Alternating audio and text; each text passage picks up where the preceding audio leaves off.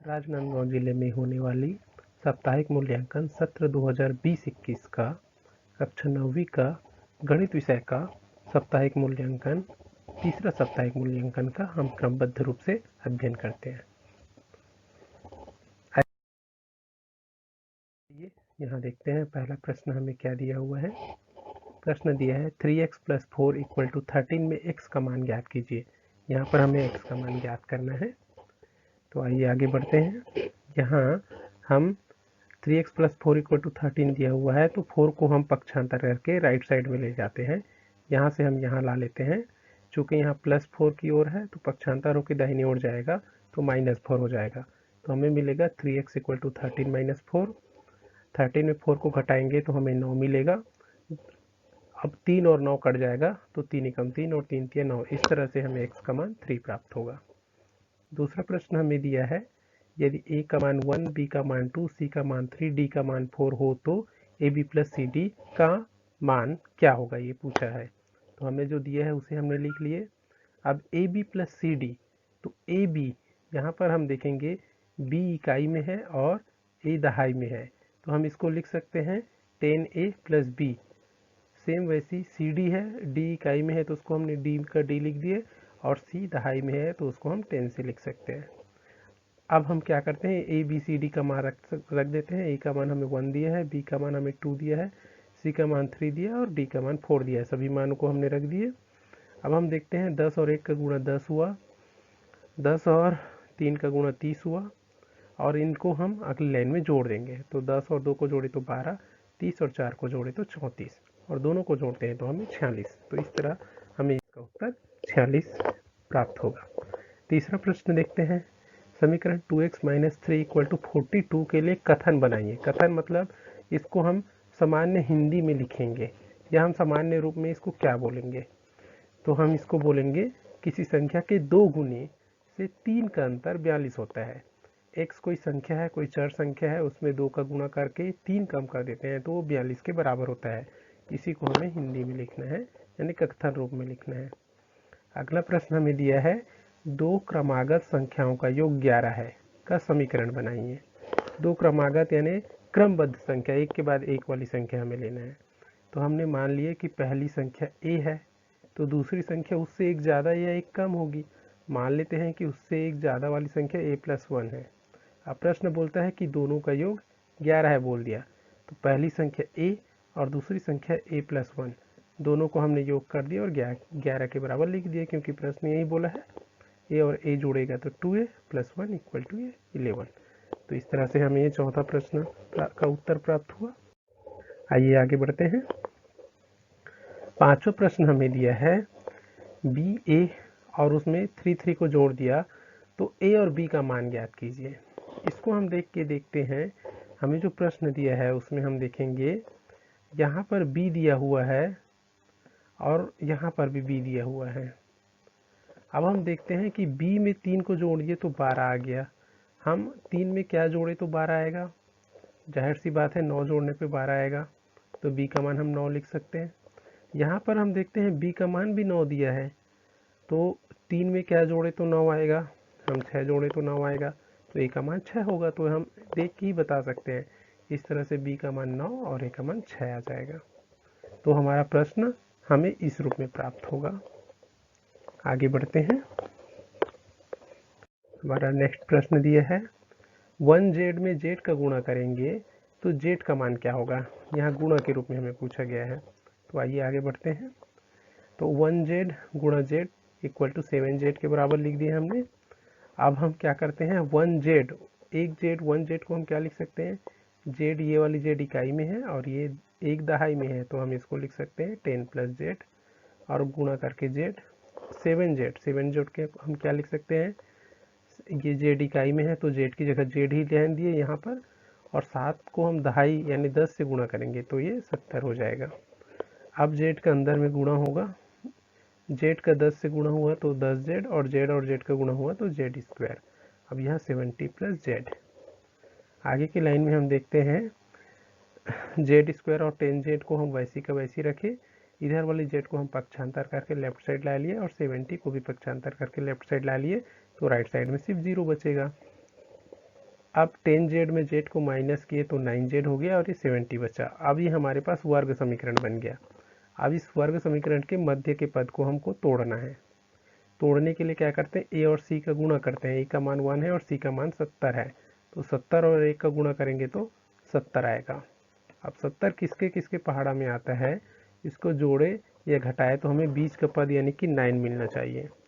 तो 14 पंचे 70 होता है और 14 में 5 को घटाए तो 9 आ जाएगा।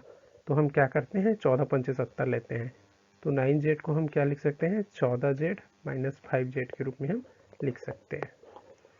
अब हमने क्या किए, जेड स्क्वायर प्लस ये 14z है, यहाँ से z को कॉमन निकाले तो z प्लस 14 बचा। माइनस 5z और माइनस 17 से माइनस 5 को निकाल दिए तो प्लस z और प्लस 14 बचा। फिर से z प्लस 14 और z प्लस 14 दोनों से कॉमन निकल जाएगा और z माइनस 5 बचेगा। अब हम इसको अलग अलग जीरो के बराबर ले लेते हैं। z प्लस 14 को एक बार जीरो के बराबर ले लिया और z माइनस 5 को भी जीरो के बराबर ले लिए। तो इस तरह से हमें z का मान माइनस 14 और z का मान 5 प्राप्त होगा। चूँकि z का मान माइनस नहीं हो सकता इसलिए हम z का मान प्लस 5 वाले को लेंगे। तो हमें उत्तर क्या मिलेगा, z की जगह में हम 5 लिख देंगे तो ये 15 और 5 का गुणा 75 आएगा। तो आइए आगे प्रश्न की ओर बढ़ते हैं। समीकरण हल करना है हमें दिया है 6 plus 4 minus m equal to 8 into 3m plus 5। इसको हल करते हैं, प्रश्न को लिख देते हैं। अब ब्रैकेट को हटाते हैं तो 6 प्लस 4 की जगह 4 माइनस m, 8 के अंदर में गुणा हो जाएगा तो 8 दिए 24m और 8 पंचे 40। अब हमने क्या किए, 6 और 4 को जोड़े तो 10 माइनस m और 24m प्लस 40 वैसी का वैसी ही है। अब 10 माइनस 40 दायां साइड में था उसको पक्षांतर करके बायां साइड ला लिए और माइनस m बायां साइड था उसको पक्षांतर करके दायां साइड ला लिए। तो प्लस का माइनस हो गया और माइनस का प्लस हो गया। अब 40 में 10 को घटा दिए तो माइनस 30 हुआ और 24m में एक m को जोड़े तो 25m हो गया। और इस तरह से m का मान हमें क्या मिलेगा, माइनस 30 बटा 25 आएगा। ये 5 से कटेगा तो हमें मिल जाएगा माइनस 6 के बटा में 5। सातवें के अथवा में भी हमें एक क्वेश्चन दिया है 9x upon 7 minus 6x equal to 15। तो यहाँ 15 के बटा में कुछ नहीं है तो हम 1 मान सकते हैं और यहाँ पर तिर्यक गुणा हो जाएगा। तिर्यक गुणा क्या होगा, 1 का 9x से गुणा होगा तो 9x ही आएगा और 15 का 7 से गुणा होगा तो 15 सत्ते 105 और 15 का 6 से गुणा होगा तो 15 छः का 90। अब हम x वाले को एक तरफ रखते हैं तो ये 90x को पक्षांतर करके बाएं तरफ लाते हैं। दाहिने तरफ माइनस 90 है तो बाएं तरफ आके प्लस 90 हो गया और दाहिने तरफ 105 बचेगा। 90 और 9 को जोड़ेंगे तो 99 और दाहिने तरफ 105 आया। तो x का मान क्या आ जाएगा, 105 के बटा में 99। और जब इसको हम काट देते हैं 3 से तो हमें मिल जाएगा 35 बटा 33। इस तरह से हमें x का मान प्राप्त होता है। आगे की प्रश्न की ओर बढ़ते हैं। प्रश्न 8 हमको दिया है 9751 का 7 से विभाज्यता की जांच कीजिए। अर्थात 7 से भाग जाएगा कि नहीं ये हमें जांचना है। तो जांचने के लिए हम क्या करते हैं, इकाई के अंक को 2 से गुणा करते हैं और बच गई पूरी संख्या से उसको घटाते जाते हैं। आइए देखते हैं। देखिए 9751 में इकाई, यहाँ पर देखते हैं इकाई में 1 है तो इकाई के अंक को 2 से गुणा करते हैं तो 2 एकम 2 आएगा। अब इसको बच गई संख्या से घटा देते हैं। कितनी संख्या बची, 975 और वहाँ से हम 2 को घटाएंगे तो 5 में 2 को घटाएंगे तो हमें 3 प्राप्त होगा और 97 वैसी का वैसी रहेगा। फिर यहाँ हम देखते हैं इकाई में 3 बचा। अब इस 3 में 2 का गुणा करते हैं तो 3 दूनी 6 हुआ और इस 6 को बच गई संख्या 9 और 7 बच गई थी उसमें से 6 को घटा देंगे तो हमें क्या मिलेगा, 91 मिलेगा। अब यहाँ पर भी फिर इकाई हमको मिला है 1 और 1 में हम 2 का गुणा करेंगे तो 2 हमें प्राप्त होगा। फिर से इस 2 को बच गई संख्या, कौन सी संख्या बची है, 9 बची है, उसमें 2 को घटाएंगे तो हमें मिलता है 7 और 7 तो 7 से विभाज्य ही है और इस कारण 9751 भी 7 से विभाज्य है। अगले प्रश्न की ओर बढ़ते हैं। इसका अथवा में हमको दिया है 3729 का 11 से विभाज्यता की जांच कीजिए। हमको ये बताना है कि ये 11 से भाग जाएगा कि नहीं जाएगा। तो 11 से भाग जाता है कि नहीं जाता है, ये जांचने के लिए हम सम संख्या को पूर्व जोड़ेंगे यानी कि सम स्थानों पर स्थित संख्या को जोड़ेंगे और विषम स्थानों पर स्थित संख्या को जोड़ेंगे और उनको आपस में घटा देंगे। अगर वो 11 से भाग जाएगा तो पूरी संख्या भी 11 से भाग जाएगा।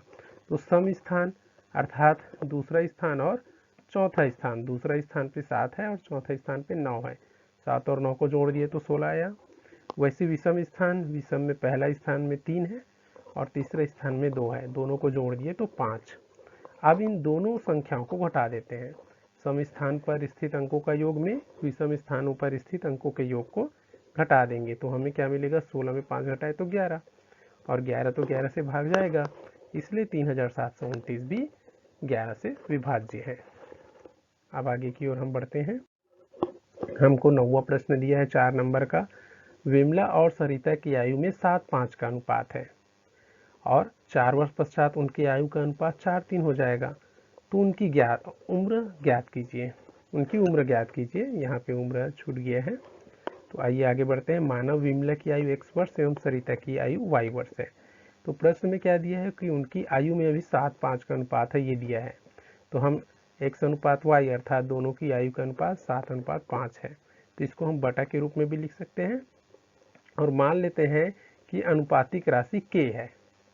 तब x का मान क्या आएगा, 7 और k का गुणा होगा तो 7k x का मान आएगा और y का मान क्या होगा, 5 और k का गुणा होगा तो 5k आएगा। अब प्रश्नानुसार फिर से हमको प्रश्न ने क्या दिया है कि 4 वर्ष पश्चात, वर्तमान में उनकी आयु x है तो 4 वर्ष पश्चात विमला की आयु x+4, 4 ज़्यादा हो जाएगी और सरिता की आयु y+4, यहाँ भी 4 ज़्यादा हो जाएगी और उनका अनुपात दे दिया है 4:3, तो हम उसको 4/3 यानी अनुपात में हमने लिख दिए। अब हमने क्या किए, x का मान देखिए, x का मान 7k हम निकाले थे तो x के बदले 7k रख दिए और y के बदले 5k रख दिए। अब हम तिर्यक गुणा करेंगे अर्थात 3 का ऊपर गुणा हो जाएगा और 4 का नीचे वाले के साथ गुणा हो जाएगा। तो 3 का 7 से गुणा हुआ तो 3 7 21 के और 3 चौके 12, 5 का 4 से गुणा 5 चौके 20 और k का k और 4 का 4 चौके 16। अब हम पक्षांतर करके k वाले को एक तरफ रखते हैं, 20k को पक्षांतर करके बाएं तरफ लाते हैं। 20 के प्लस में है तो बाएं तरफ आके माइनस हो गया और 12 प्लस में है वो दाहिने तरफ जाके माइनस हो गया। तो 21 के में 20 के घटाए तो k और 16 में 12 को घटाए तो 4। इस तरह हमें k का मान मिला, परंतु हमें x और y का मान निकालना है। तो x का मान 7k था, k के बदले हम k का मान क्या रख दिए 4, क्योंकि k का मान हम 4 निकाले थे। तो x का मान आ गया 7 चौके 28। वैसे y का मान क्या निकलेगा, 5k था y का मान, k का मान रख दिए 4 तो y का मान निकल गया 20। इस तरह से विमला का उम्र 28 वर्ष और सरिता का उम्र 20 वर्ष है। आशा है आप लोगों को समझ में आया होगा। Thank you.